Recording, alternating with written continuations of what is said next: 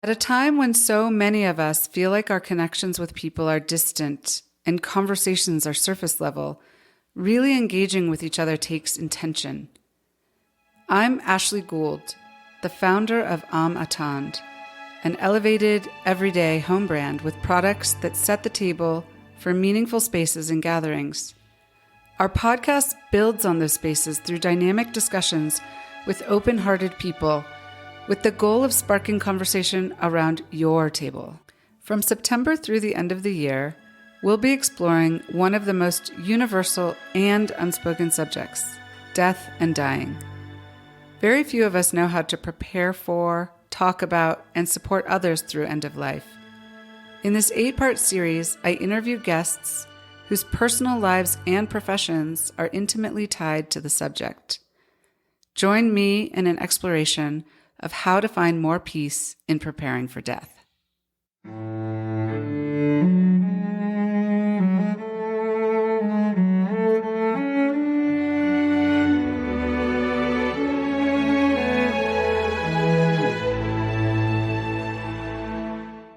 Welcome to On the Table with Ashley, a podcast where I explore ways in which we can lead more fulfilling lives and amplify human connection by increasing our curiosity and communicating with less judgment and more respect.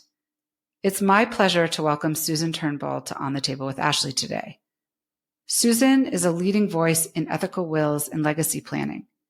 She is the founder and principal of Personal Legacy Advisors, a company dedicated to helping individuals and families create meaningful documents that capture their values, stories, and life lessons, a business she has been running for over 20 years. Recognizing the limitations of traditional wills, Susan pioneered the use of ethical wills, empowering individuals and families to create rich narratives that capture the essence of their lives. Susan is also the author of The Wealth of Your Life, a step-by-step guide for creating your ethical will, and a co-author of Between Generations, a 5-step guide for creating an expression of donor intent, as well as the creator of Life Legacy Cards and the Legacy Conversations Toolkit. I first learned about Susan when I read A Beginner's Guide to the End, Practical Advice for Living Life and Facing Death by B.J. Miller and Shoshana Berger.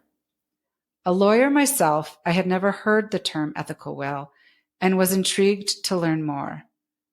As I did learn more, I realized that my father, Harvey Gould, who died September 13th, 2014, perhaps unknowingly left my family a beautiful ethical will in the songs that he wrote to commemorate family events and the years he took in narrating the background of each song and painstakingly recording with musical accompaniment all of the songs that he wrote, all of which I feel incredibly fortunate to have.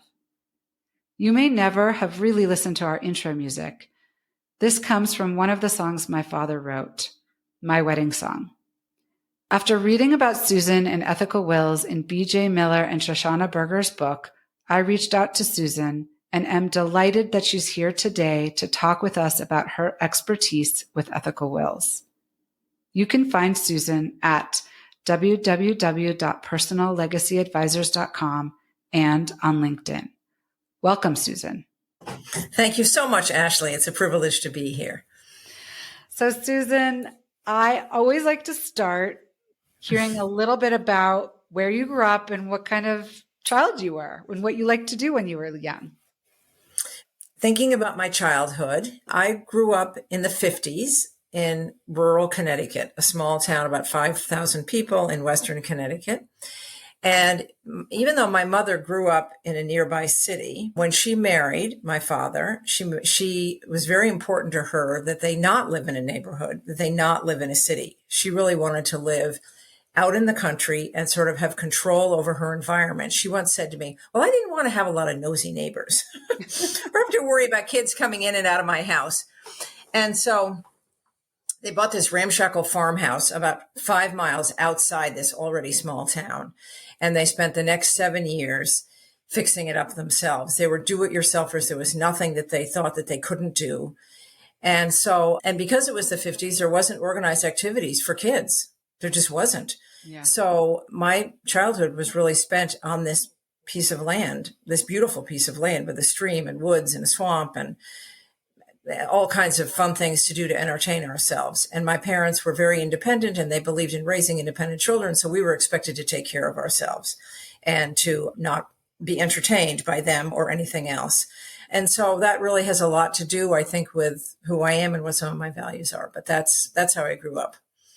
Did you stay on the farm for your whole childhood? Yes. My father, my parents, my house was sold after my mother died, and my father stayed there for a few years by himself. And then after 60 years there, he agreed to sell the house, and he came up to an assisted living close to me. And I'm the oldest of three girls. So that was another important factor in my life was birth order and my sisters with whom I'm very close. Do they live close to you now? One lives about an hour away and the other lives across the country in the West. I live in the Boston area. Okay. Yeah. Well, I have three sisters myself, so I know it is you do? sisters. Yes, Okay. My older sisters are identical twins, and Oh I my have gosh. a little sister. So I'm. Oh my gosh, you're in the middle. Yeah, you are really in the middle. Yeah, Wow. And I have to say, it's interesting. Identical twins definitely changes things because I didn't feel like there was any competition at all. Like they were their own unit, sort of. So it was actually wonderful. And also I like to say I never got in trouble because I would always go to my mom and she would always take my side. Yeah, I was going to say, we could have another conversation about sibling dynamics. Yeah, exactly. Actually, we might get into that today, I would suspect. So can you tell us a little bit about your background and what led you to a career in estate planning? And I think you pioneered this term ethical will. And is that right? And Well, not entirely. Okay. So the history of ethical wills is that they actually come out of the Jewish tradition. And about 1,000, and that's not my spiritual tradition, but I first read about the term ethical wills, and I remember exactly where I was sitting in 2001. And I never ever heard about the term. And it was in a column in the Boston Globe by someone who was a psychologist, and she was talking about the aging process and the kind of wisdom sharing, the whole idea about sharing wisdom as you got older. And so she mentioned this instrument called the ethical will. And I had never heard of it before, like you had never heard of it before.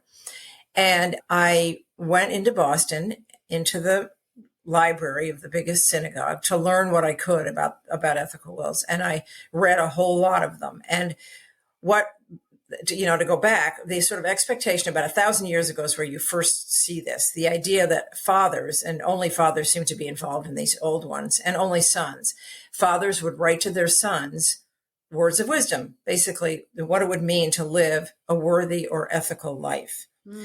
And I thought that was such a beautiful, simple, powerful idea, very logical, very sensible. And I especially was interested in it because I had been working when you asked me what my background was. I had the great privilege of being home with my kids when they were really young. That was what my husband and I both wanted. But by the time they got older and they didn't need me so much anymore, I looked to what I could do, which I was quite a good writer based on a whole lot of other life experiences that I had. And so I approached the local newspaper in the town that we were living in. And I said, would you hire me as a freelancer? And they agreed. And so I started doing a whole lot of writing and interviewing people. And my favorite stories were where I got to ask people questions about their lives, the personal interest stories. And because I knew how to ask a good question and I knew how to listen, people would tell me amazing things. And I would always wonder, and of course I couldn't put all of it in the pages of the paper. And I always wondered, who else have they shared these things with? And I knew that for the most part, those newspapers were going to go in the bottom of a bird cage, and that's not a permanent record. And so I thought, well, how do people capture what's important to them? How do they think about what they want to make sure that their loved ones know about them, about their lives, about what's important to them? How do people do that? And I always thought you had to write an autobiography to do that. And most people are not going to write autobiographies. It's just way too big, way too daunting. So the idea that you could capture the essence of what was important to you and put it in a letter And a letter is something that people do not throw away, especially now because they're so rare. The idea that you could put it in something short and there's something that anybody could do, I thought that is a beautiful thing. And it's also because I had done my estate plan with my husband a couple of times by this time. It's also what I perceived would fill what I always thought was a huge hole in estate planning, which is that the legal document is only about your stuff. And it doesn't have any of your own voice in it. It has no sense of your values or your history or your personality or your character.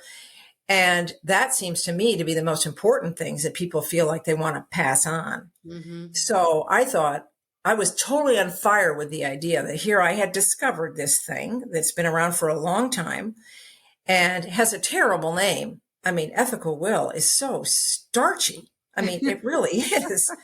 And very stern. You put ethical and will in the same phrase. Who wants to go anywhere near that? But I thought it was a very interesting idea, concept. Mm-hmm. And I thought, here is something that I think that I've got all the writing skills to be able to help people create these. And so I was on fire with the idea that here was a missing piece of planning and I could help people write these. So I called on a couple of my friends and said, can I do one of these for you? And so I did some that were volunteered. And then I got some referrals. I changed my writing, pivoted, saying I did these things. And then I learned that people need a process to do it because it can be really overwhelming. So I wrote the first edition of the guidebook in 2004. Mm-hmm. And then once I wrote the guidebook, people thought that I knew what I was talking about. I had some credibility because I'd done some and I had written this guidebook. And so then I was asked to speak. And so then I learned I really loved to speak and give presentations. And so then I was really off to the races. And that's really what the business is. So I've developed these materials that you mentioned, the guidebooks, the cards, and then I do a lot of presentations and I do help people one-on-one. I used to, in the first years of my practice, I do the whole thing, ghostwrite them for people. So you just tell me what you want to say in the letter. I'll take care of everything else. I'm now in not much more comfortable because I did really enjoy that, but it's very time consuming, very expensive for the client. It also takes the client really kind of out of the creative process, right, in a way that I thought sort of robbed them of something. So now what I do is coach people. And so I will work with people who say, I really want to do this. I want to do the writing, but I want you to help me. I want to have someone I can be accountable to, want someone to help me think through what I want to do. And then I'm happy to edit it. But I do not want to be the person that is doing the writing because their voice, their authentic voice is what makes them so powerful. Yeah. So it would be like your father saying, I'm thinking about writing this song. Can you write it for me? Right. And that would mean that his whole personality wasn't infused in it. And right. So I think there's such a value in the process of thinking about it, the process of writing it. So that's where I think I can really add a lot of value at the moment. Well, it's interesting. So Judaism is my cultural tradition, and I did not, and I still did not know that is true for a lot of Jewish people. It's true for a lot of them.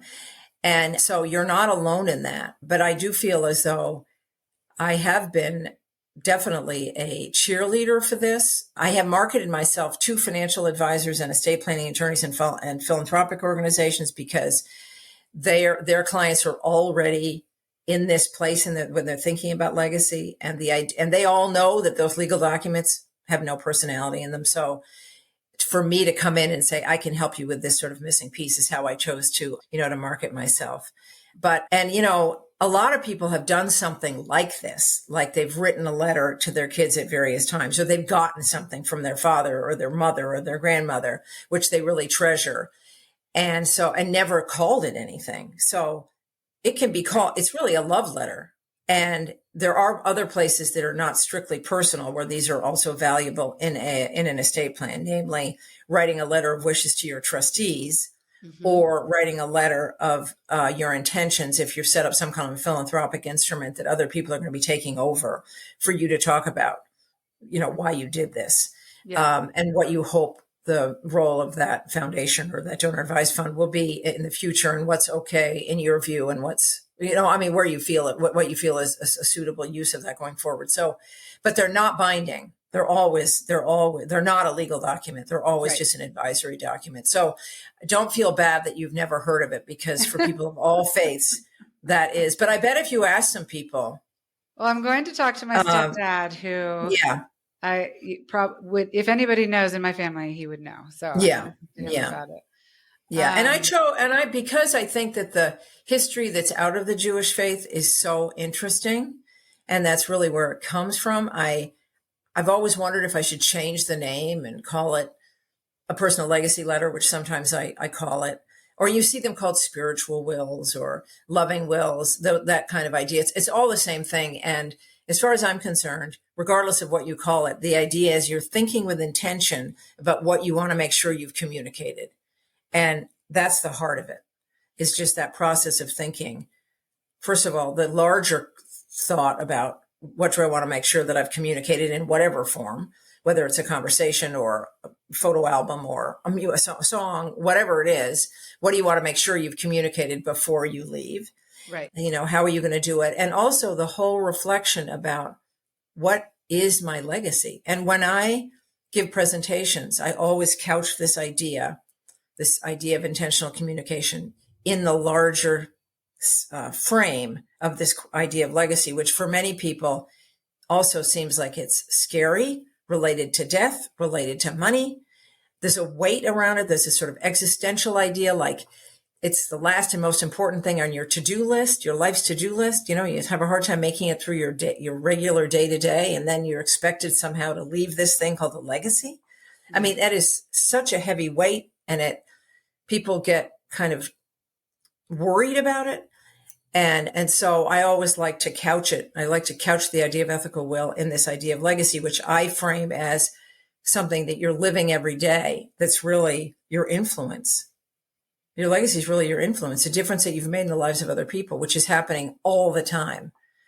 So I try to take the weight off the idea of ethical will, the weight off the idea of legacy, and help people think how these larger ideas apply in their day-to-day lives. So I'm interested in hearing how you talk with estate planning lawyers. But before we get into that, can we dive into a little bit more? Okay, let's call it an ethical will for now. So what is it? Is it different for every person? Is it different? Do I give one to one son and one to another son? Do I give it before I die, or is it given after I die?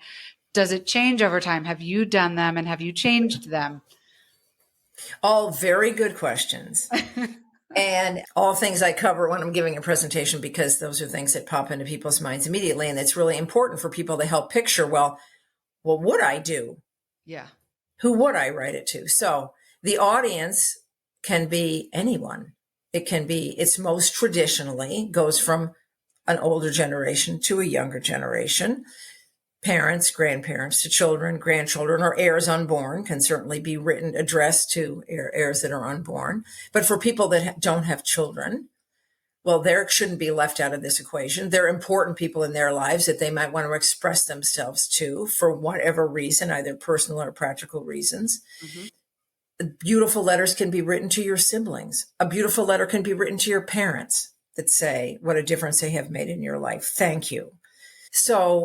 And can be written to close friends. So there's really no kind of limitation in audience. How you would do it and who it would be to, some people write individual letters to individual people.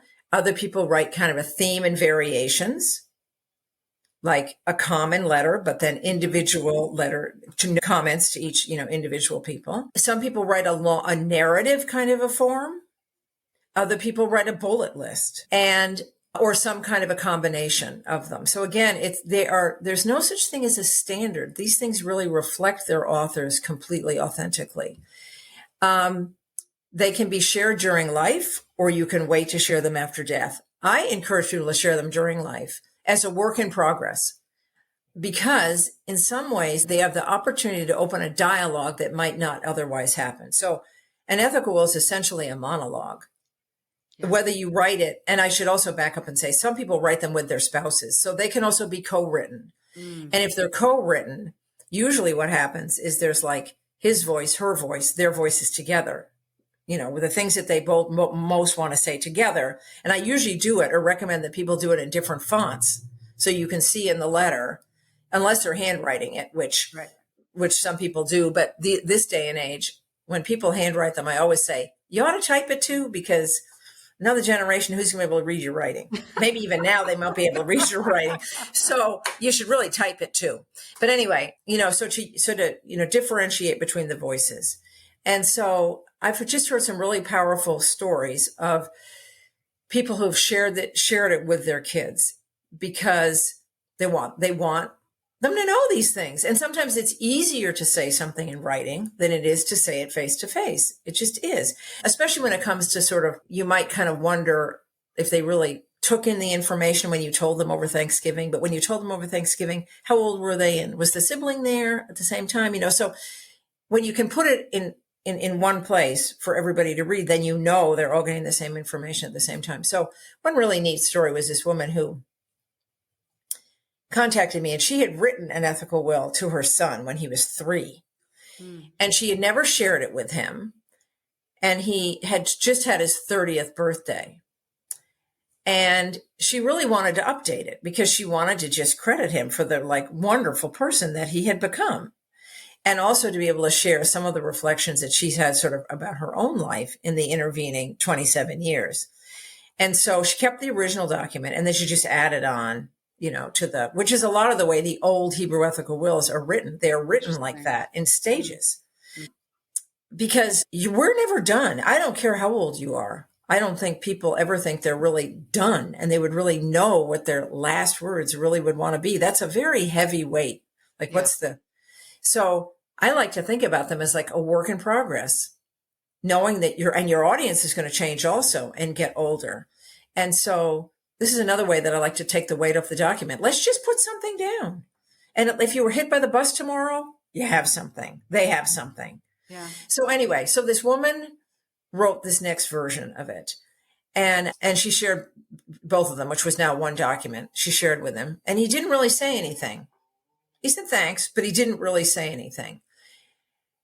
Or not what she expected he was going to say. And she was like, she was a little deflated. She poured a lot of work into this. And so a couple of days later, this woman's daughter-in-law, her son had just gotten married, and her daughter-in-law came to her and said, you have no idea the impact of that letter on your son, how moved he was, how touched he was by that letter. And then she said, and I want to tell you that I know now I married into the right family, because my mother would have said those same things. So I thought that was really wonderful. And it reminds me of another story about this guy whose kids were going to college, and they were twins, and he wrote them both letters to go to college. And one of the kids was like really effusive about, this was really wonderful, and thank you, really meant a lot to me. And the other kid said nothing.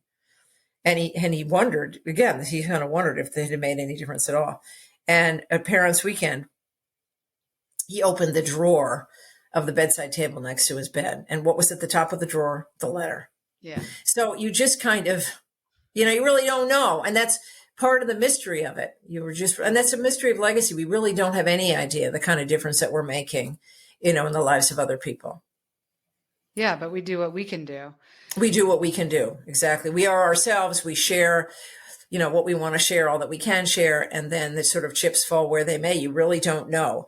But to make the assumption that what you have to say isn't valuable to somebody else, or to make the assumption that somebody wouldn't care, and so therefore not do it, that's a loss for everybody. Right. And it's a loss, first of all, for the person who's doing the writing, because the process of reflecting and writing, I'm not saying it's easy, but it's profoundly satisfying. Yeah.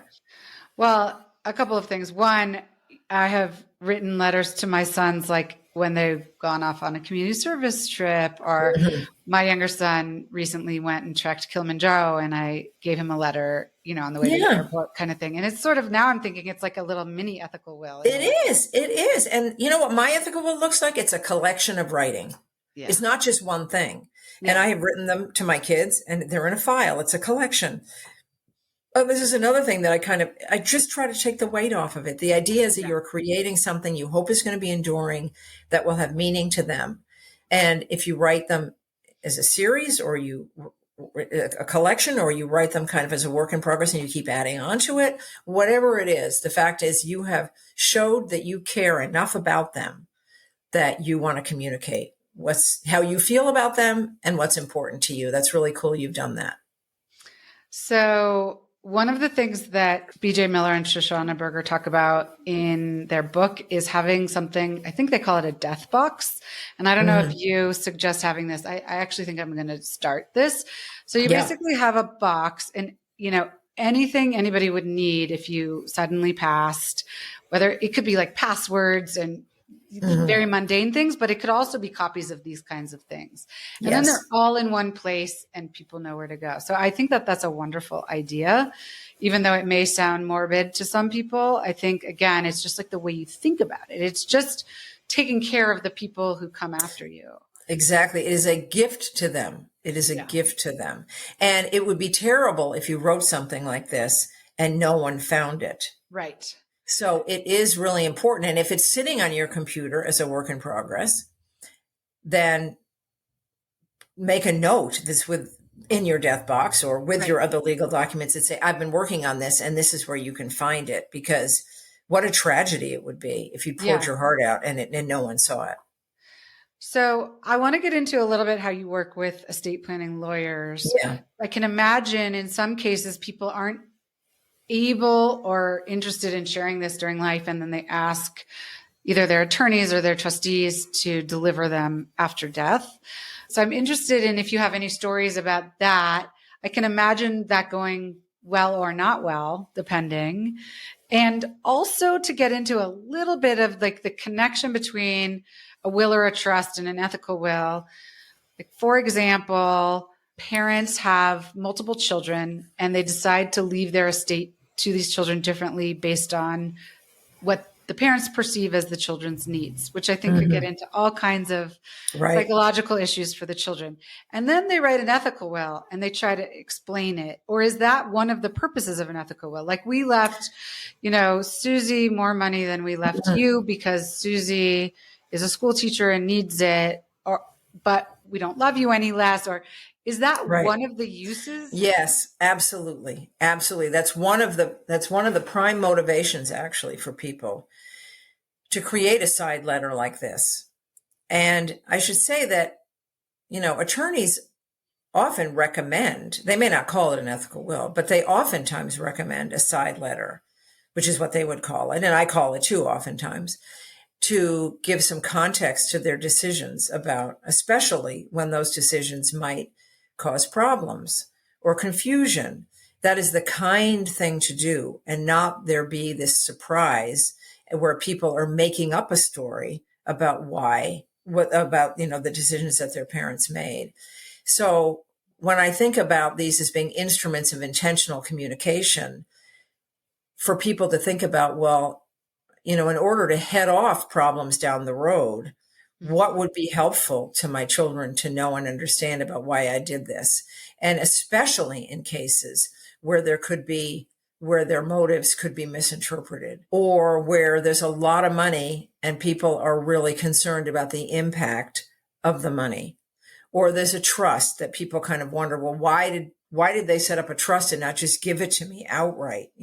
So all those sorts of places that are sort of gray areas, if they're not explained in some way, as I said, people will make up their own stories. And a lot of the stories will mean something like, well, they'll bring it back to themselves, or there's something the matter with me, or that I did something wrong, or that I'm not the favorite child, or whatever.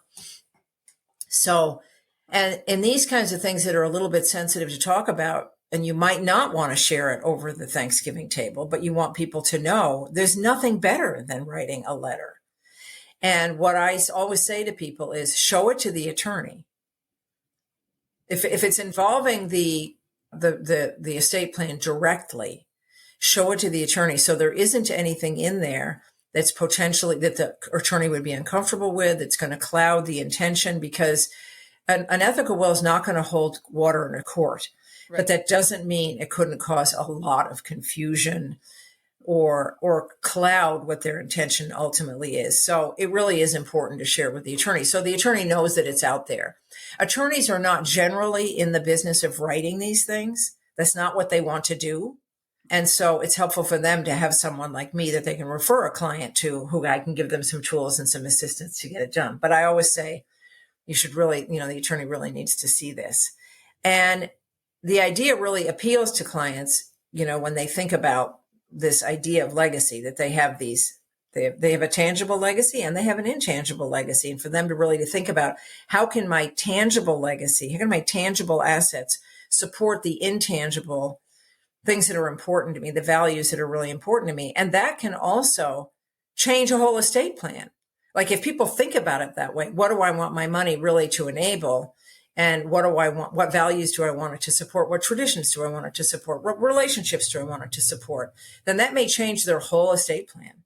Yeah. So I think it's really helpful to think about some of these things, beforehand. Another thing that people like to use them for is to give context to the money. Like, where did the money come from?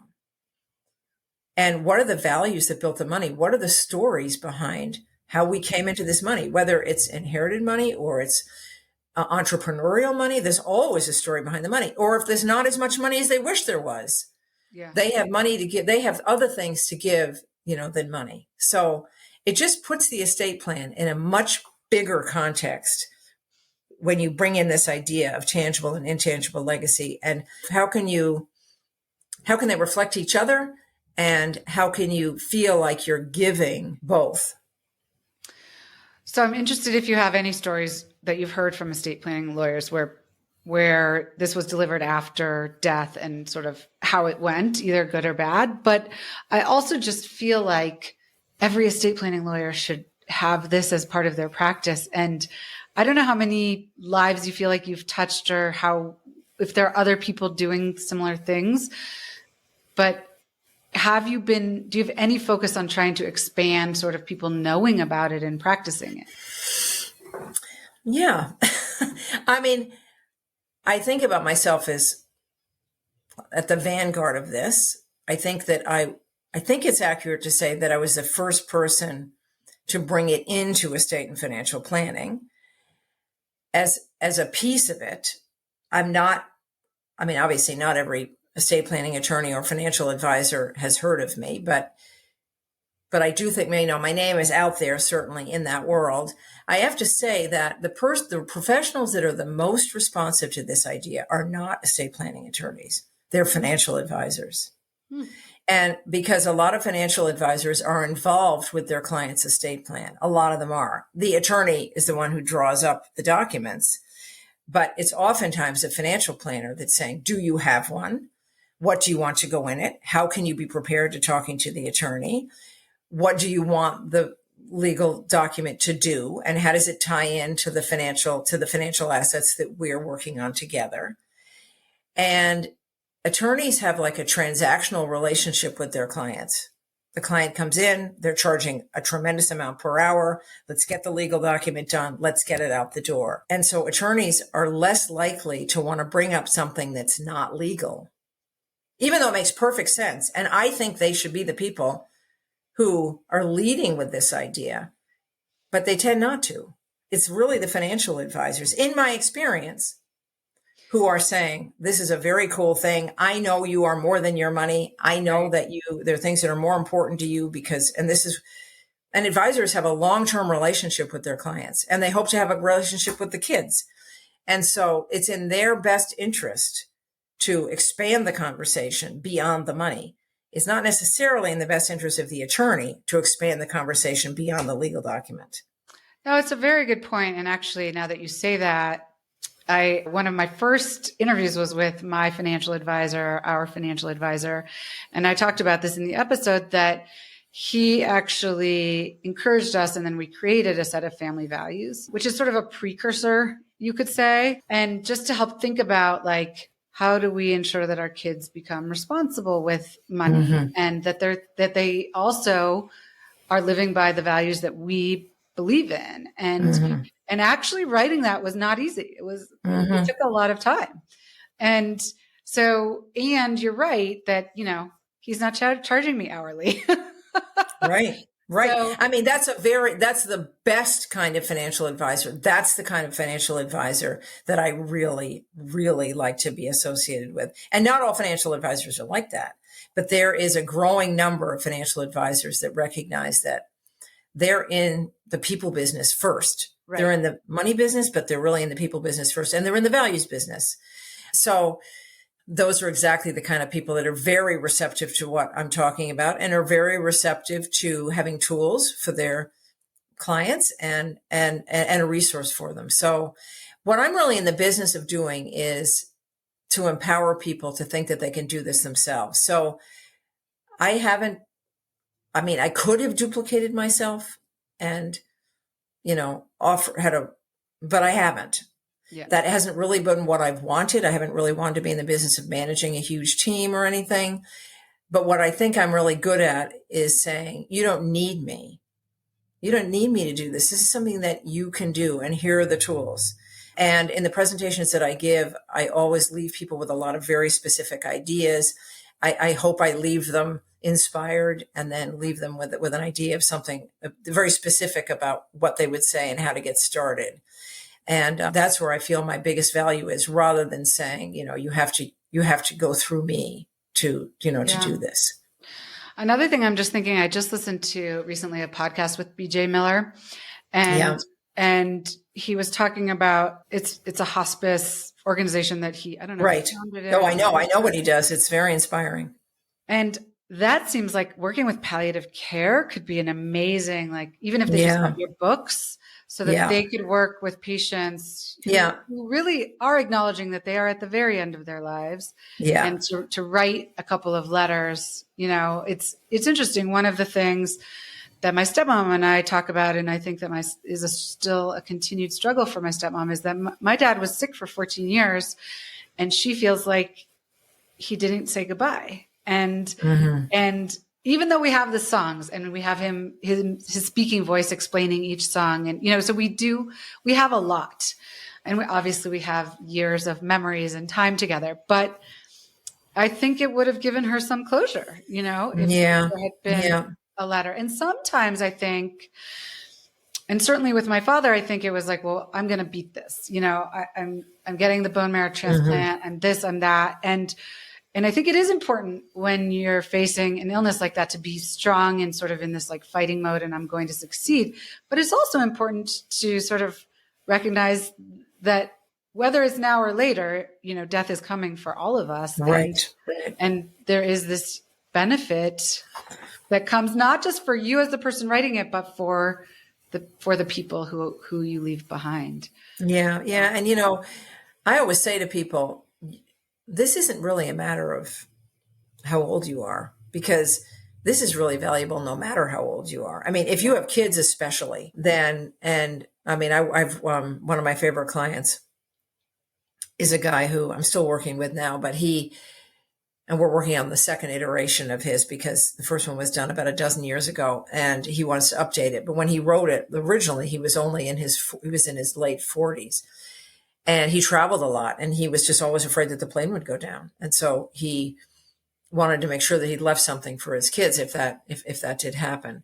And so I think it's more, and the people that this appeals to actually doing it and who would jump into it without any hesitation are the people who naturally are communicators, who like to write, and it kind of comes to them naturally. But I think my message is, you don't have to, that's great, but you don't have to be that kind of a person. And if you're not naturally a communicative person, it's even more important that you do this. I agree. Yeah. Yeah. Do the bullet point version. Just do the bullet point version. Just leave something. And I have a template for just a 1 to 2 page document that essentially says, thank you. Mm-hmm. I love you. And a few things that I've learned in my life in a bullet list. Which is a page. I don't want this to be daunting. And if you think about, well, what would you want to communicate? What is the most important thing? What do you want your people to know? Especially people maybe that people won't know you, have known you very well, like your grandchildren or your great grandchildren. Then there's a lot you could say, and that can be overwhelming for people. So to find a focus and to know that this is only a letter, and one of the first questions I ask people is, well, how long do you think this should be? What do you think people's tolerance are for a letter? And for most people, that's to read it in one sitting and not be something that people dread picking up. So that's going to be less than 10 pages. That is going to be just a couple of pages. Yeah. So when you boil it all down, for a lot of people, it's thank you and I love you. Yeah. And what a beautiful thing. So what a beautiful thing. What a beautiful thing. So, and your stepmom, and I forgot to mention that one of the natural audiences also is your spouse to write this to. So, so I have worked with some hospices, and one of the challenges of hospice is that some of those people physically can't write. Right.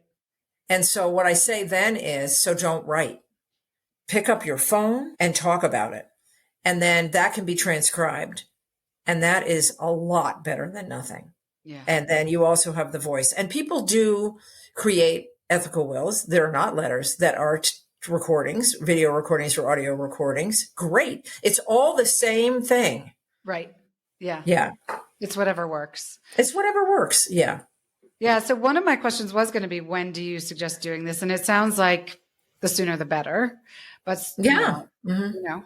And in reading BJ Miller and Shoshana Berger's book, to me, and sort of stepping back, like, one of the reasons I really want to do this is that I really believe that doing the work now enables us to actually live more fully. So I was wondering if you have seen that. You did mention, of course, this is not easy work. It can be difficult and profound.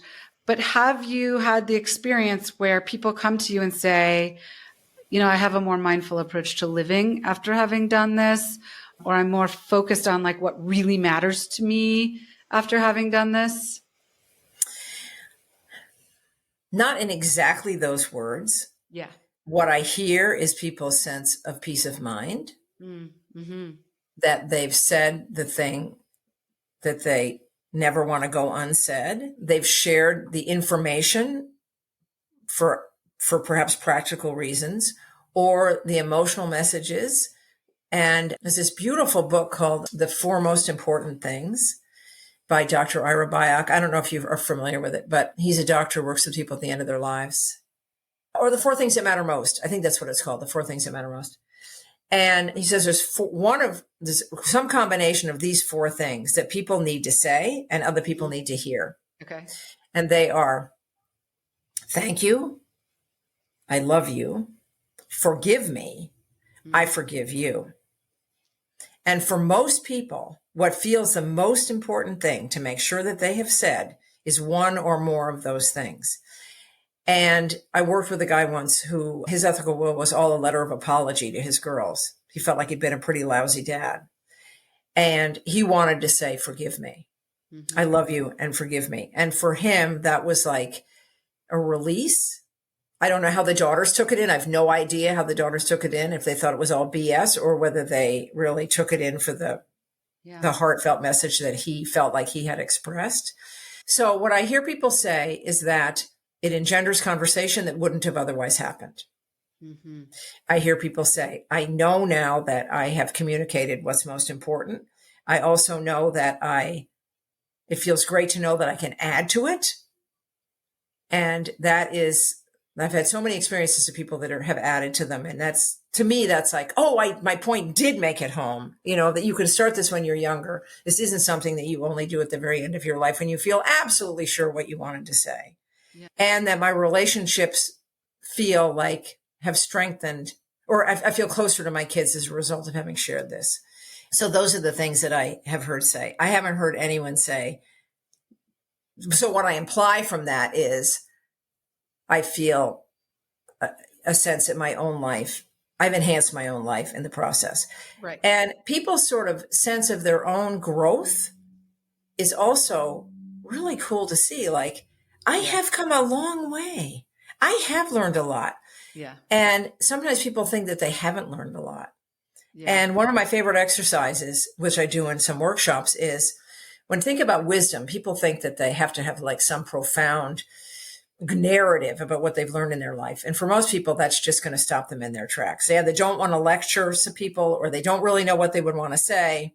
They don't want to sound preachy. So, but if you say to them, just make a list of things you know to be true. Start off. It's amazing when people actually start to do that, how long the list can actually get. Yeah. Just write down the things you know to be true.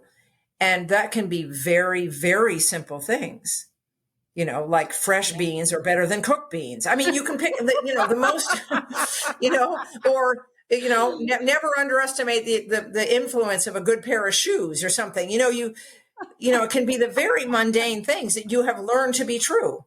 And so once you sort of allow yourself to be sort of silly or what seems minor, what comes across is a fun list of sort of words of wisdom. So I really like that idea, that punch list idea, that bullet list idea when you're thinking about wisdom. And I once did a small group workshop, and there was a guy in the back who was like really skeptical.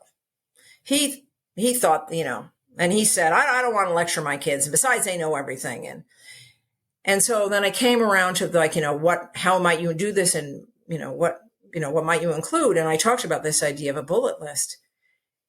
And he sat up and he said, I know exactly what I'm going to do. He said, I want to write a list of my favorite songs. That's what I want to share, because those songs represent me. And I think I might add a little bit about why I like them and what's going on in my life. And I said, bingo. Yeah. That is so cool. Yes, do it. So people really can get hung up when they think about this has to be like this beautiful, profound thing. And most people feel intimidated by that. So the bullet list, I think, is very accessible for most people.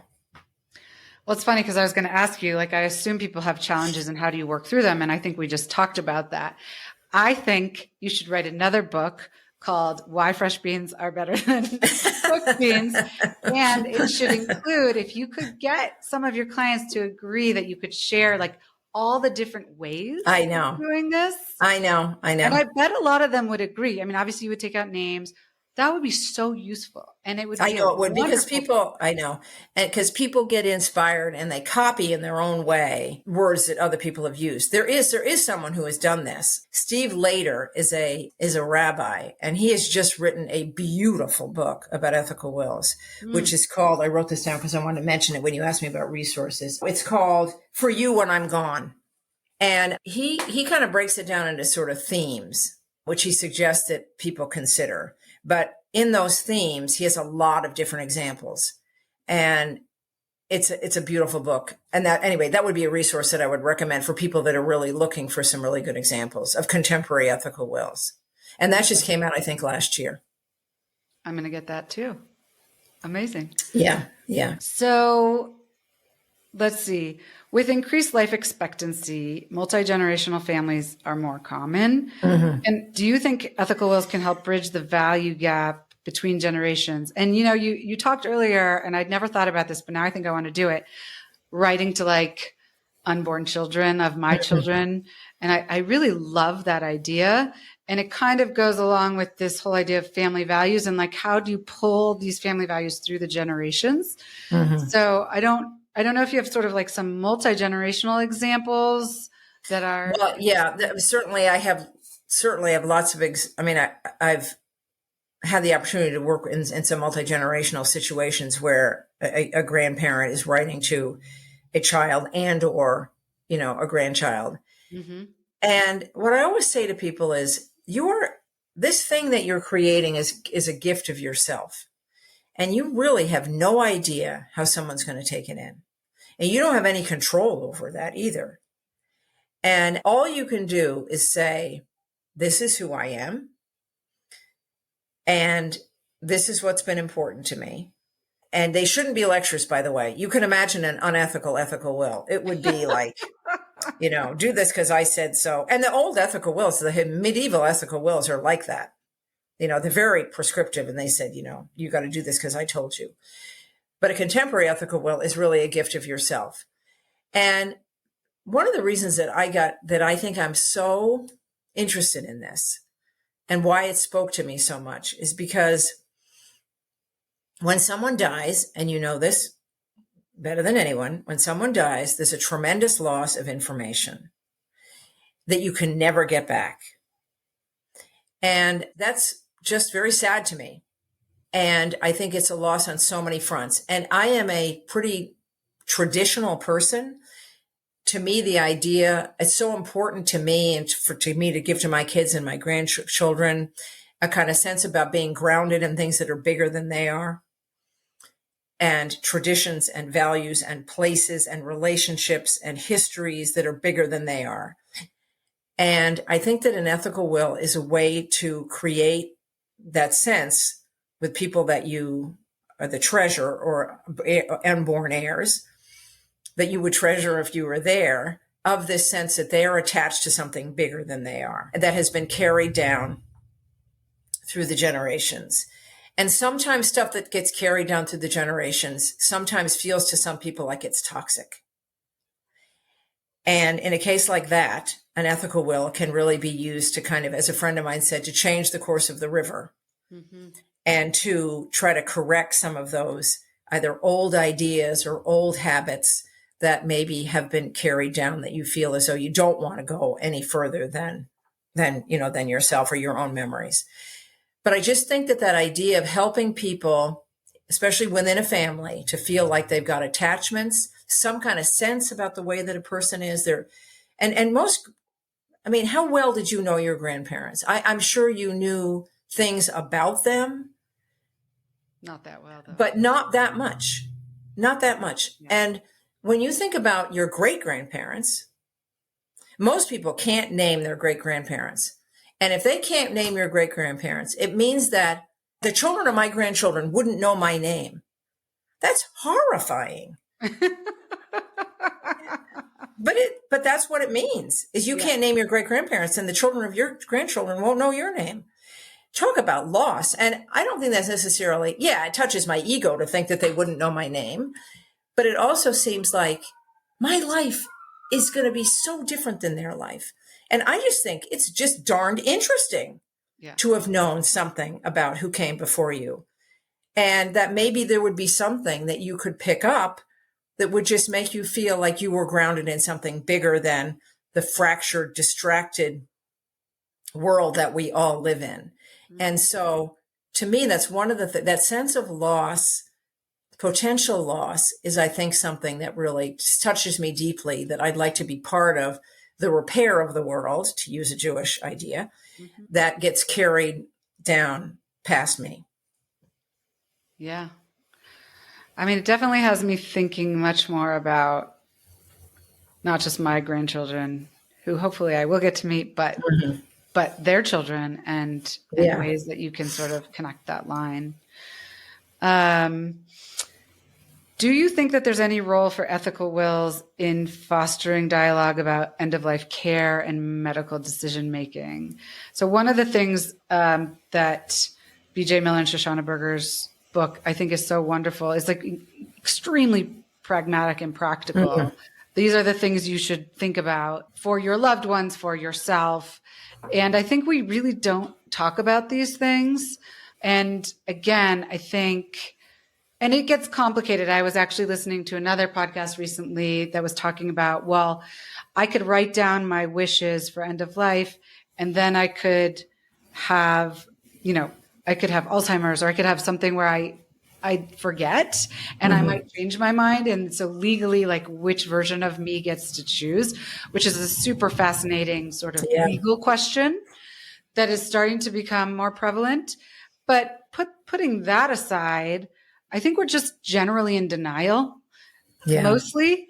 And so I wonder if there's some role that ethical wills could have in getting each of us, as we do this, to think about, like, what is it we want? Like, even, in the book, they talk about the different ways you could be buried. And it sounds like such a simple thing, but it's actually pretty profound. And it's much, much better to think about it and choose, than having either a last minute decision or having your loved ones have to make that Have to choice, decide not knowing without what you knowing. wanted. Yeah. Exactly.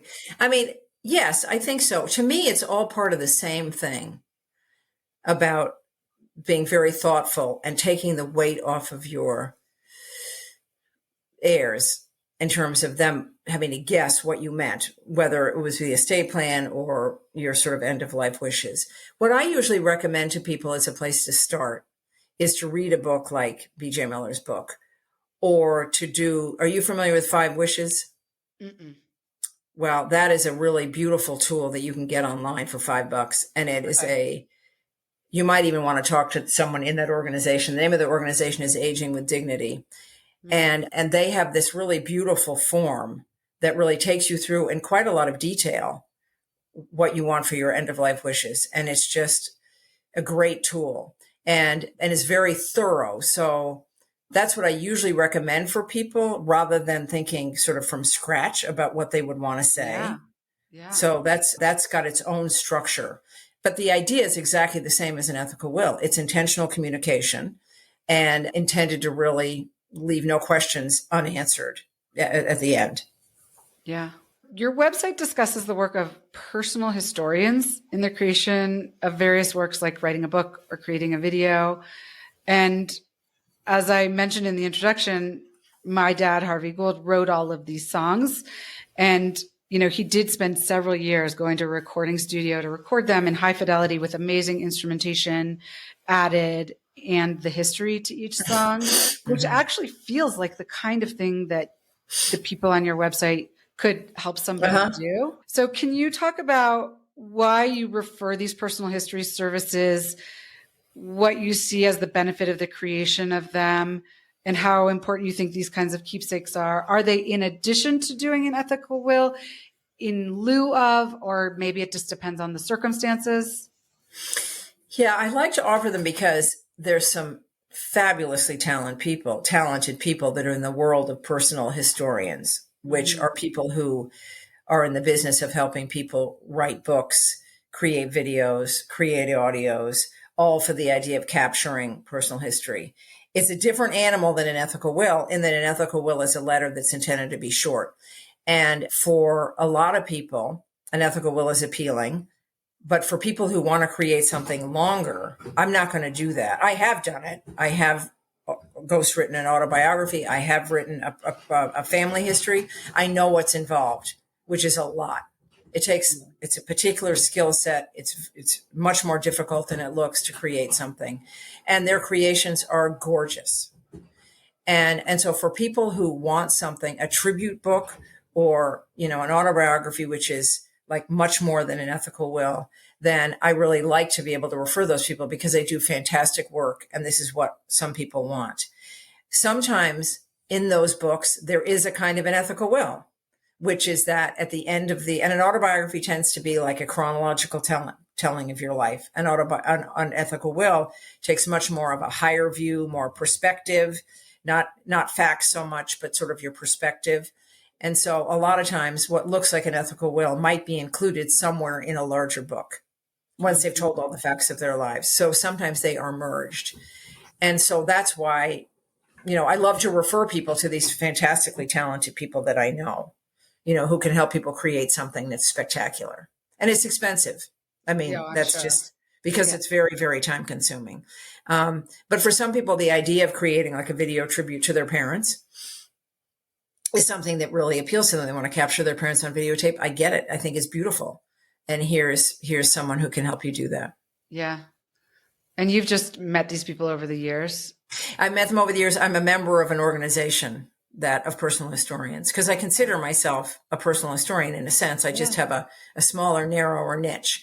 And I've learned enough from my own experience to know that that's not where I want to focus on. I want to focus on shorter documents, but my hat is off to a lot of these people who are extremely creative. Yeah. Is there anything that I haven't asked you about ethical wills or legacy projects or, your focus in the past or in the future that I haven't asked that you wanted to share? You've been great. You asked me really good questions, and this has been really a fun and far-reaching conversation. What I always say at the end of my presentations is just do it. Yeah. Just get started, get out of your own way. Even if you only write a paragraph, if you imagine whoever your audience is, and for, whoever that would be, that you would feel as though you would want to have left them something, there was evidence of your feelings about them. What would you say if you only had a paragraph? Yeah. Write the paragraph. And then you can always add to it as your time allows and your inspiration allows. But whenever that happens, whenever the time comes and we don't know when it is, it could be tomorrow. We really have no idea what it is. You would have known that that person had something from you that you felt was so precious that you wanted them to have it. And just get started. And people, just get started. And you'll feel really good that you have. And then make a note, leave a note that says, I've done this. This is where you can find it. I might add to it. But don't make the assumption that it either wouldn't be valuable to people or that they wouldn't care. And those, you wouldn't think so, but those are big assumptions that people make, as well as, oh God, this is going to take me forever and I don't know what I want to say. You do know at one level, you know exactly what you want to say. Yeah. And just keep it very simple to begin with. So that's my sort of parting advice.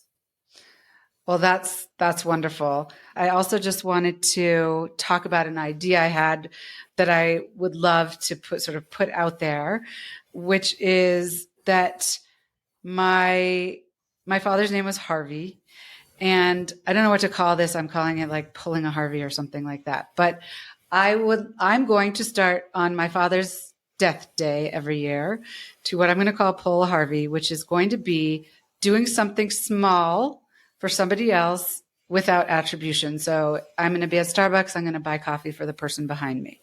It could be something very small, or you go to a restaurant and you buy dinner for somebody and you don't tell them. I've actually done that, and it is an amazing feeling. And that's really cool. And just to honor the person you've lost and pay it forward in a small way that makes somebody else's day brighter and helps you honor, and have some like gladness and happiness about thinking about the person you lost on that day. So that's something that I'm going to start. And I would like to encourage other people to start doing that on the death day of their loved ones as well. That is really neat. You know what makes me think about? My father loved to ski, and I love to ski. And it would be really cool to buy a ski ticket for somebody and he died in February, to buy a ski ticket for somebody. And it also just reminds me of my whole definition of legacy. My whole thinking about legacy is that it's a mystery.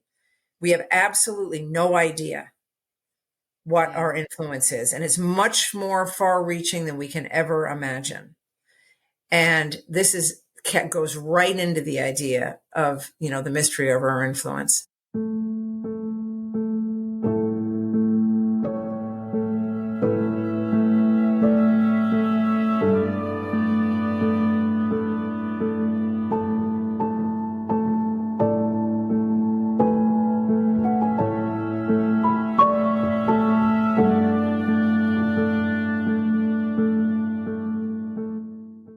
So I started this podcast to coincide with and amplify the mission of my brand, Amatand, an elevated everyday tabletop brand with the goal of increasing connectedness among people. I do have 5 questions I ask every guest at the end of the episode. The first one is, as we explore in my brand, Amatand, objects can hold a lot of meaning for us. They can tie us to the past, enable us to enjoy the present more, or even take us into the future. Can you share an object from your life, whether you still have it or not, that holds a lot of meaning for you, and tell us why? When I saw that this question, that we were going to be talking about this, the first thing that came into my mind wasn't an object. It is an object, but it's a big object. It's a piece of furniture. It's a chair. And for many years of my life, I didn't have a chair that I thought of as my own. There was chairs that I would sit in, like in the living room or the family room, but they didn't feel like exclusively my chairs. And when we bought the house we live in now and renovated it, the kitchen had to be renovated. And I said, you know what I want more than anything in this kitchen? I want an armchair. And so we created, that's like my chair. So we created like a nook in the kitchen. And so I have this corner that has an armchair and a standing lamp and shelves where all my cookbooks are and all my kids' books that I like to read aloud. And the chair is an old chair, which I picked fabric that I really loved and had it recovered. Mm-hmm. And I sit in that chair every day, almost every day, have morning tea in it. It's where I read to my grandchildren. It's where my daughters nurse their babies. It's where my mother-in-law, when she comes to visit, she's 97. She's coming this weekend for her birthday. It's where she sits. It's just very precious to me. And now it's not small. It's not like a lovely little object, but it is something that ties me to so many things. And I think that everybody needs a place in their house that feels like they can retreat to it and that it is theirs. And for so many years of my life, my house was about everybody else. And I just feel so grateful that I was able to create this space. That's beautiful. I love that. Yeah. So that's what popped into my mind when I knew you asked me that question. I thought, she's probably looking for a small object, but I'm going to give her a big object. Actually, we had a French sculptress who makes some bespoke products for us. She was on the podcast and her object was a couch that she grew up with. And so it sort of ties her to the past, and actually it's like past, present, and future in a way. Yeah. So you're not the only one with a furniture piece. Can you share a favorite tradition? It could be something from when you were a child or something you do with your children or grandchildren today. Anything at all. The place that anchors me more than anything is a cottage in the Maritimes in Canada that my husband took me to before we were married. And that kind of sealed the deal. And it's the place that anchors me more than anything, and that we go to every summer, and that our kids and our grandkids are loving as much as we do. Mm. So that's very much a tradition that really cements and creates an identity for my family. That's wonderful. Yeah, we're really lucky. Yeah, absolutely. Are you in a phase in your life where you enjoy entertaining in your home? Why or why not? I do love to entertain. And so does my husband. So we make a very good team. I like to make a table that's got a lot of personality to it. I love to set the table and put things on the table that mean something to me, or that are seasonal, or that are just kind of fun to bring out. I bring all kinds of things from around the house and put them there. I also really like to use the table as a place to get conversations going that wouldn't otherwise happen. And so one of the reasons that I developed my life legacy cards, those are conversation cards, is just because I know that if you give people the right question, the right opening, people will talk. I've had amazing conversations around my table. Sometimes I use those cards, but now a lot of my friends know about them, so we don't use them. Sometimes I just come up with some kind of a prompt and people are off to the races, and they genuinely enjoy the opportunity to have a different kind of an experience than they normally would have. I also like to bring together people that have some kind of connection to somebody in the room, but not necessarily to everybody in the room, and give people the chance to get to know different kinds of people. So I really love to entertain. So do you share the prompt in advance or at the table? Okay. Have you read The Art of Gathering? Yes, it just totally confirmed what I've experienced and gave me a lot of ideas, actually. She's especially really intentional about what she's going to do. One of my favorite things to do, which I've done, I think 3 times now with different groups, is I ask people to share with the group who they were at 8, who they were at 16, and who they were at 32. Sometimes we don't get to 32 because the 8 and the 16 are so much fun to talk about. And you've learned so much about people that, especially if you didn't grow up with them, which most people don't grow up with the people that are in the town they live in, then you learn things you would otherwise have absolutely no opportunity to really talk about or ask. So that's a really fun one. But she's got a lot of really good ideas in that book. The last time I think we did it, I think we had 9, which is why we didn't get to age 32, because there was so much conversation, and people talked a lot longer than I thought they were going to. Yeah. And they were eager to talk. And that's just my experience. You give people the opportunity and they will respond. Yeah, I agree. And then I think they have a more meaningful and profound experience Yeah. as well. Yeah. It's much more memorable. I think it's really just the getting together that matters. And some people get sort of like on an ethical will, you get stuck with like, where should I start? Having people over, people can get stuck on, but I don't know what to cook. And I'm going to Right. be, you know, do you have any tips on that side of things? I used to make the most elaborate menus. And so that would mean that I would still be cooking when people were here. And I would be just frantic and anxious. I finally decided that, as you just said, the point of it is that I get to be with people and they get to be with each other. I need to actually get out of the way in terms of the cooking. So I really try to make things ahead so that I can have the cocktails with people. My menus are so much more simple. Mm-hmm. And might just really be 3 things on the plate. It doesn't have to be like loaded. Yeah. I like to have colors on the plate though. I like the plates to look pretty, and people are not really focused on the food actually, unless it's terrible.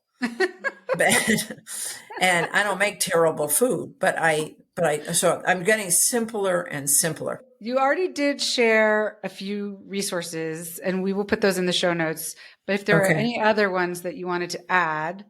Yeah, I mentioned Ira Byock's book, The 4 Things That Matter Most. And then I mentioned For You When I'm Gone, Steve Later's book. Then another one which is a blog, which I just think is fantastic, is written by a personal historian. Okay. And every other week she has this amazing blog. I don't know how she does anything else, because she lists in the blog all kinds of resources for people that are interested in all things personal history, legacy, related to, and photo preserving, and just the whole realm of kind of memory making. And it's excellent. It's full of resources because she just has links. She has a list of links and then, descriptors. And every other week she seems to come up with, dozens of them. And so it's modernheirloombooks.com. And she's a really good personal historian too. Her stuff is beautiful. Great. Yeah. Perfect. Last question. What do you do for yourself? Do you have a practice, a focus, a habit, or daily routine that contributes to your success or well-being? Yeah, I have a couple things. I try to get exercise every day, a variety of exercise. And then I also, starting in 2006, unfailingly, I have written in a diary every night before I go to bed. Wow. It's not like my profoundest thoughts. It's more, because my memory is so terrible, it's more like what happened that day. And I got this idea because I was working with a client and he had done something like this, only his were very cursory, like 1 or 2 sentences. And he had done it since he was a young man. And he had them from like his 20s all the way up to, and he was like 60 something when we did his personal history. And it was an incredible resource. Those books were an amazing resource. Mm. And I just thought and I know that people have been keeping diaries for a long time, but I never really thought about it quite like that. Like I always thought about diaries more like journals where you sort of poured your heart out. This was more like kind of what was going on. And I thought, that's just really neat. And so I have without fail done that since 2006, inspired by his example. And they're not all that interesting. I don't think they'd be all that interesting. Well, they might be interesting to other people. And I don't intend them to be something that people are going to pass on down or anything. I don't know what my kids are going to do with them. But for me, they're just a real history of like, oh, I've done a lot. Yeah. My life is full. I have so many blessings. Yeah. Amazing. Susan, thank you so much for joining me today. I've learned so much. It's been wonderful to talk to you. And I do feel like I have a lot of homework to do. Oh, well, actually, I don't mean to burden you with anything, but I hope I've had some impact somewhere. So thank you very much for your time and for your interest in all this. If you enjoyed the show, please rate, review, and subscribe wherever you're listening.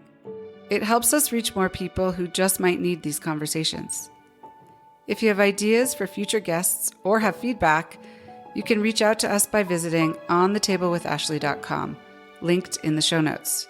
On the Table with Ashley is presented by our elevated everyday home brand, Amatond, which you can find at amatond.com. That's AMEATENDRE.com. You can follow us on Instagram and TikTok at Atand. And you can learn more about products related to the Death and Dying series at amatand.com. Thanks for listening.